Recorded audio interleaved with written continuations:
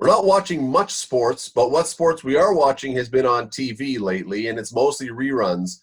Question is, what event, what thing in sports does TV not really do justice to? It is much better than what you can possibly capture in a box. Let's dive down that rabbit hole.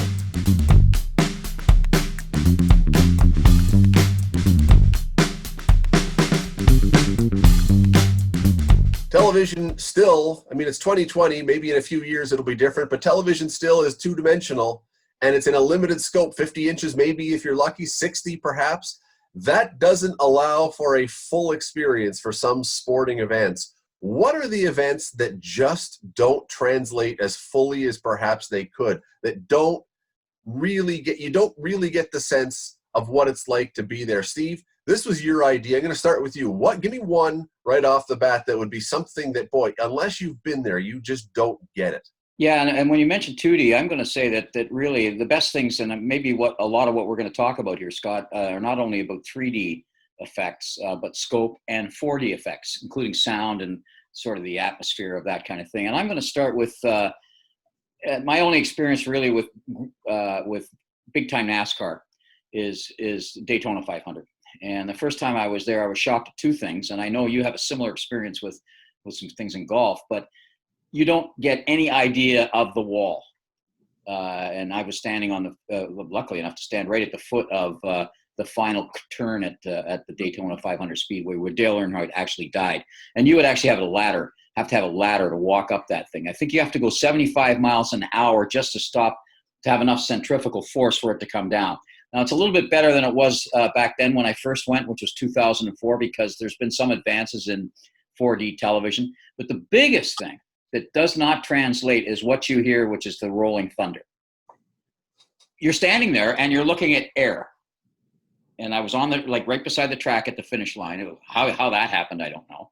And all of a sudden you hear this incredible thunder, like real thunder, as if you're in the middle of the thundercloud, but you're not seeing anything. Nothing's happening. And then about 3 seconds later, this incredible wave of 45 cars goes by you in a blur. That does not translate. Steve, remember when Fox a few years ago decided to do that thing on TV where for moments, the commentators would stop and they would crank up the ambient noise? Yeah. And you at home, and I did it a couple times, and of course, the rest of the family thought I was nuts. They thought the house was falling in because it was like, all right, let's try this. And yeah, it's not the same as being there, but you get a bit of a sense. Get a bit of a sense. When I grew up, I was probably about 5 miles from Toronto's most famous stock car place, which is Pinecrest on Highway 7. And there's still a Pinecrest motel out there. And you could hear it from my parents' living room on Saturday nights. And that's 5 miles.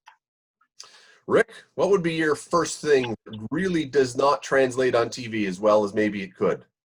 So I'm also in the auto racing field, but I'm more of a Formula One guy, and I guess you can call this an IndyCar edition as well. And I've been to the Honda Indy in Toronto, and that kind of spoils the fun a little bit, because you do get a sense when you're there of the roar of the engine and the roar of the crowd, which is always exciting. And every sporting event is better when you are there to experience not only what's happening on the field or the court or the ice, but some of the other things that you get to see in the arena or stadium. But for Formula One, and they've made some tremendous strides in bringing you in the cockpit of the car or showing you, some battles between one-on-one, but you don't get a real sense when you're in the stadium of where any of the action is, because you'll see a few cars go by, and then you'll wait a few minutes, and then a few more cars will go by. TV has made some great strides in bringing you there, but being in the stadium and being around other people and hearing that engine is completely different than being at home. And yeah, even turning up the TV can give you a little bit of that sense, but you're missing a lot of that energy that's at the venue. My neighbor had a car that the muffler went. I feel like I've been there. I got one of those. 6 o'clock in the morning. Yeah. What about you? I'm with you there, Rick, too, in terms of Formula One. I've seen the Canadian Grand Prix on 2 occasions, and 50% of the basic 100,000 people that are there are wearing earplugs. And that's how loud those machines really do get. It's an incredible feeling. But for me, I think, I'm going to be a little simple here. I think all sports, to be honest, there is nothing like being there. And I think TV, as you said, guys, has come a long, long way 4K. I mean, my setup is I got the surround sound. I got 4K. My TV's over 50. It's incredible. I mean, it's come so far from when we were watching old black and whites when I was, in my younger years. But there's nothing like being there. But if I had to narrow down one, to me, it's tennis is incredible. The speed of the two competitors, whether it be male or female, the speed of the serves, only when you are low down do you get a real sense of how hard that ball is going back and forth. And I know when you're there, you really do get caught up, especially if you're sitting at the proper angle, of constantly just going. But it is incredible to see these guys and women running back and forth. And again, covering such a large area of ground on their side of the service line. To me, TV, it's so flat and it just gives you that one top angle. You just don't get the depth of how quick these athletes are actually moving back and forth, especially if someone does as kind of a cross-court volley. The area that they have to cover from one side of the court to go to the other in such a quick speed is incredible. You use the word, and I think it's the perfect word for this discussion, which is speed. And I think most sports, that's the thing that you lose. You can't. And here's the thing, Bubba, when you say all sports, I think you're not wrong, but I think it also depends where you are situated in the arena or in the venue. If you watch a hockey game from way up high, you can probably get a better view from your television, quite honestly, or the NFL or CFL if you're way up high. But if you are down low and you can hear the collisions or you can see when you're at ice level or field level, it is an entirely different game, which is amazing that even within the same building, you can have two different experiences. Yeah, I have an anecdote about that from the 2002 Olympics where there's all these veteran writers, hockey writers. Remember that was the first time that, or second time only that the pros were in, or sorry, the NHLers were in the second. And it was the first game against Sweden, and it was in the Salt Lake Arena, and there wasn't a really good press box. So they took one side of the rink between the blue lines, believe it or not, and had the press down there in about the fifth row. Well, you're seeing the very best players in the world. Now, normally, when you're covering, and we all know this, when you're covering a game, you're up and down from your computer, you're back and forth because you're making notes, you're writing your tweets, you're doing all of that kind of stuff. You're up and down. So everybody had their laptops open. All these veteran men and women that have covered hundreds and hundreds of hockey games. And it was Sweden versus Canada. And you know how many great players were on those two teams. And one by one, about 4 or 5 minutes in, every single person shut the top of their laptop down because we could see exactly what you're talking about, Scott, the relativity of the speed, which you can't see from up high. Speed is relative. You can't even see it in an open ice area, which is why figure skating doesn't always translate. You don't know how fast they're going because there's nothing to compare it against. There's not a stationary object. So I think the speed, the relevancy of speed, and that's one of the things that's very hard to get across on a 2D thing, unless you've got a stationary object to compare it to. I'll tell you, Steve, I've long argued this, and I stand by this. One of the greatest ideas that the people who run the Olympics could ever do, because when you watch Usain Bolt run or Michael Phelps swim or someone, they're swimming or running against people who are also world class. And so Usain Bolt wins by a stride, but it's like, yeah, they're all fast. And they should take an average Joe and stick them in every single event. So when Usain Bolt finished and that guy is still at the 50-meter line, you go, wow, all right, you're right. There's no context. There's nothing to compare how great these people are to. Give someone a javelin and then stand back. But give someone a javelin and say, let's see how far you can throw this. Now we're going to have the Olympians go and do it. Of course, there's no way, but we're talking about television. If you're NBC or you're CBC or whomever is covering it, they can do those things where you see the swimmers now with the line about where the person, you could have a ghost image of an average Joe doing it first to show what Bubba or Steve or Rick would do in this circumstance. And then you see the Olympians. I'm telling you, it would change. Would it be pretty? Get some context. Scott, can you address? I remember when you came back from the Masters. Yeah. You said that TV didn't. That would be mine. Yeah. That would be mine. Everyone knows about Augusta National, but you don't get the hills. You don't get how unbelievably green it is. I mean, this is the greenest place on earth, honestly. I mean, I don't think Ireland is greener than Augusta. you don't, there's so much about that experience that you don't get by watching on TV. And that's with CBS putting filters on and tinkling piano music and perfect shots of azaleas from in bushes that you can't go in, and you still don't understand how absolutely perfect Augusta National is from television. That would be the one that I would put on there. It translates sort of, but not really. Not really. You know, it's another thing that I always notice too, and I mean, I played the game at a high school level and a junior level.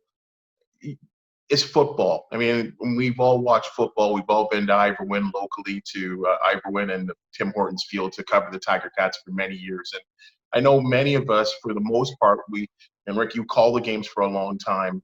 We're always, 7 stories up. There was a Labor Day Classic. It was the one that ended in a 31-31 tie. So I'm going to say that's probably about 2004, 2005, where I watched the entire game at Ivor Wynne Stadium on the ground level, and I was just basically walking back and forth with that camera that follows back and forth for TSN. And one of the things that I really try to absorb is the physicality between the offensive and defensive line. Now, I think we're trained to watch on the TV the wide receivers, the running back, and the quarterback. But when you watch the physicality on each snap between the two giants on the line of scrimmage, or the offensive line and the defensive line, TV just does no justice of the abuse that these people put themselves through. And I always thought that was real interesting to watch at the professional level, to imagine the contact and the feel of the contact from close range. And the speed as well. And I remember doing sidelines before doing play-by-play at Ivor Wynne. And not only the speed, but the sound of the collisions in some of those tackles, especially when they're coming towards you from the sideline and a guy gets tackled out of bounds and then there's some cat calls back and forth.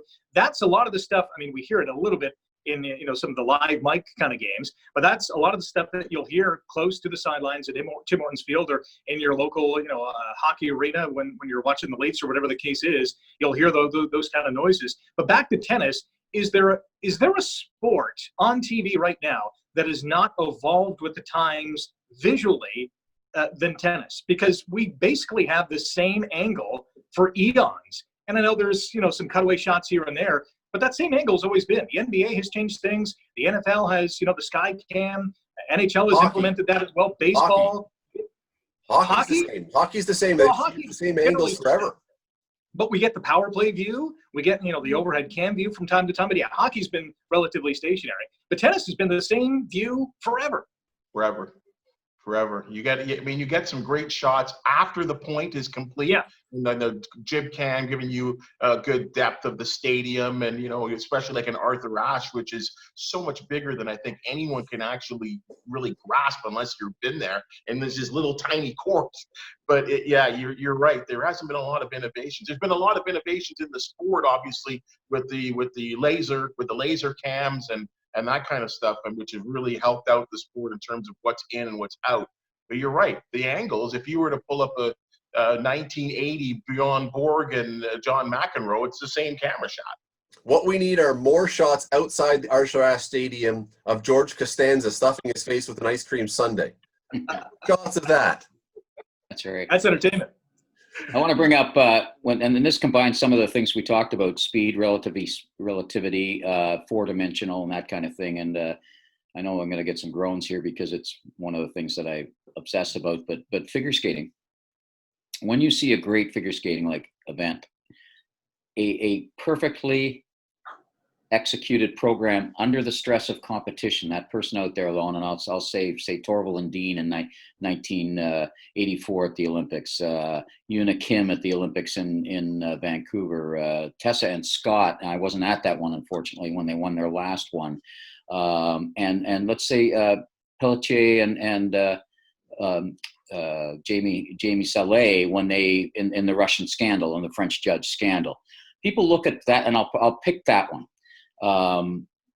They say when you look at it on videotape, and say, well, I can see where, maybe, there was a mistake here by them and this kind of thing. But in the building, there was no doubt. The way that it was mesmerizing, the way the music captured everybody. The way the flow was, the symbiotic relationship between the music, the crowd, and the skaters, and then them giving back to the crowd as well.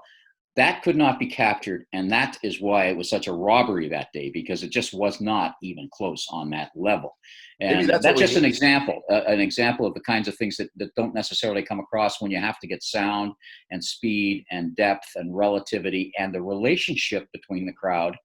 And I think, Rick, I mean, maybe you can talk to this, but at a great soccer game, well, by great, I mean when the crowd is really into it and it's full, there's a rising anticipation by the crowd that you can't see on TV, and you can't hear it because they're seeing something that we don't see, right? Which is maybe their. Let me jump in for a sec before Rick answers that, because what we're going to do is pick that up next time. We're going to do a part 2. We got so many more things to get to. We're going to do a part 2. Next time we come back, we're going to have part 2 of the things that television just can't capture properly in sports. By the way, subscribe down below so you don't miss it. Get the notification bell and look for us next time. We'll be back.